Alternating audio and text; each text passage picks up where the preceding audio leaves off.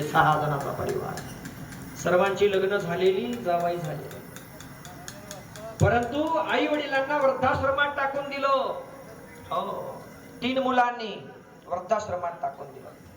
कर्मधर्म संयोगाने म्हातारीला भयानक ताप आला आणि म्हातारीच्या किडन्या गेली बिचारी माऊली. वृद्धाश्रमातल्या लोकांनी पोरांना फोन करून कळवलं, तुमच्या आई साहेब गेलेल्या आहेत, आता यांची विल्हेवाट लावायची आहे, सांगा काय करायचं, लवकर या आणि आई साहेबाचा अंत्यविधी करून टाका. लहान्या भावाला फोन गेला होता वेरोळकर. लहाना भाऊ म्हणला, मोठ्या भावाच्या पोराचं लग्न जुळलंय, उद्याला हळदीचा कार्यक्रम आहे आणि लगेच विधी करायची आहे, दादाला विचारून सांगतो. म्हणला थांबा. कोणाला? वृद्धाश्रम वाल्याला म्हणला थांबा जरा, असं दादाला विचारून सांगतो. मग याला दादाकडे गेला, दादा आपली आई गेली म्हण रे वृद्धाश्रमात. त्यांना म्हणला आता गप्प बसू ग, कोणाला सांगू नको, अशी झाकली मूठ ठेव. आणि हे उद्याचा कार्यक्रम आहे ना आपण हळदीचा, एवढा होऊन जाऊ दे उरकून, मग 4 दिवसाला पाहू काय करायचं ते. आणि वृद्धाश्रम वाल्याला फोन केला त्यांनी, म्हणले साहेब काहीही करा, आम्ही इकडून पैसे पाठवतो, मोठं फ्रीज घ्या आणि आईचं प्रेम फ्रीज मध्ये ठेवा, 4 दिवस राहते का बघा. हे कार्यक्रम झाला की आम्ही येतो तर मग आईचा अंत्यविधी करतो. हे ऐकताना तुम्हाला बरं वाटेल ना माझ्या मावल्यांना?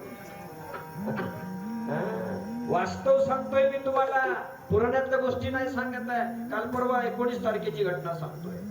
स्वामी महाराज फोन केला वृद्धाश्रमवाला आणि हे फोन करत असताना बाप जवळच बसलेला होता. साहेबाच्या बापाने ऐकलं, काय म्हणते म्हणले, अहो तुमचा मोठा मुलगा म्हणतोय की त्यांच्या घरी हळदीचा कार्यक्रम आहे, मुलाचं जमलेला आहे, तेवढा कार्यक्रम होऊ द्या, नंतर आईच्या प्रेताची विल्हेवाट लावतो, तोपर्यंत फ्रीज मध्ये प्रेत ठेवायला सांगितलंय.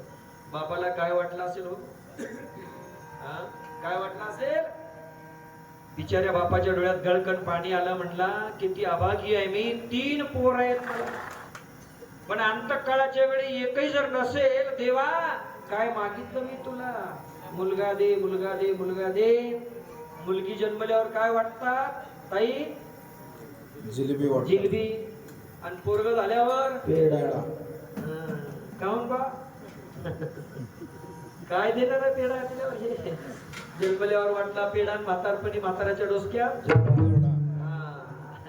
जोडाच आहे. बाप म्हणला जाऊ द्या त्यांना, मरू द्या तिकडं, मी करतो विधी. पण ही वार्ता मुलींच्या कानावर गेली ताई साहेब. मुलीनं फोन केला वृद्धाश्रमवाल्यांना, बाबाला फोन द्या. आणि मुलगी म्हणाली, बाबा दादा नेत नसेल आईचं प्रेत तर काहीही करा, हात जोडून आमची विनंती आहे, आम्ही 3घी बहिणी मिळून आईचा अंत्यविधी करतो, प्रेत आमच्या इकडे घेऊन या सांगा. आणि आपण मुलगी नको म्हणतो, मुलगाच पाहिजे म्हणतो. मुलीनं हट्ट केला, बाबा आईचं प्रेत घेऊन या, आम्ही अंत्यविधी करतो. झालं तयार. ही वार्ता गेली मुलांच्या कानावर. पण ताईचं घर याच्या दारावूनच रस्ता होता. कोणाच्या? दादाच्या. ताईचं घर पुढून, दादाचं अलीकडे बस स्टँडहून. आता हे बस स्टँडहून सगळं प्रेत कुठून जाणार? दादाच्या दारातून जाणार. आणि दादाच्या दारात असा मांडव हळदीचा टाकलेला. दादानं लगेच फोन केला बाबाला, वृद्धाश्रमवाल्याला, खबरदार, कोणती बहीण आहे ती लाडकी, तिला लय पुळका आला का माईचा, न्यायचं असेल तर तिकडे कर म्हणावं तिला. आणलं गावात तरी प्रेत आमच्या दारातून जाणार नाही.